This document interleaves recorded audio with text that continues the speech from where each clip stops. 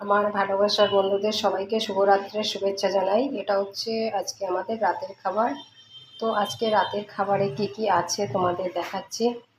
আজকে রাতের খাবারে আছে, এটা হচ্ছে চিংড়ির মালাইকারি বানিয়েছি, দেখাচ্ছি তোমাদেরকে। এই যে চিংড়ি মাছ দেখতে পাচ্ছ, এই চিংড়ি মালাইকারি বানিয়েছি। আর এটা হচ্ছে মাগুর মাছের ঝোল বানিয়েছি, এই যে মাগুর মাছ দেখা যাচ্ছে, মাগুর মাছের ঝোল বানিয়েছি।